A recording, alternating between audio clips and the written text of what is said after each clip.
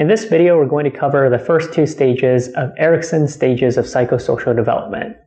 Stage 1 is infancy, and the psychosocial crisis here is basic trust versus mistrust. This is from ages 0 to 1, and the virtue that can be obtained is hope. At this stage, infants are completely dependent on adults for their basic needs, such as food, changing their diapers, really anything they need, as well as affection. There are two possibilities here. A primary caregiver can be attentive to the infant's needs, and if that's the case, the child will end up developing a trusting attitude towards the world. Alternatively, if the child experiences neglect or lack of affection, this will result in mistrust, and the child will be untrusting and insecure.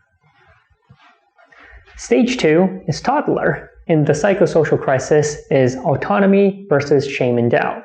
This is from ages 2 and 3, and the virtue that can be obtained is will. At this stage, children begin toilet training and experience other forms of parental control. Again, there are two possibilities. If the child is able to take on personal responsibility for their daily activities, such as getting dressed, eating, and bathing, and the parents respond well, the child will develop a sense of autonomy.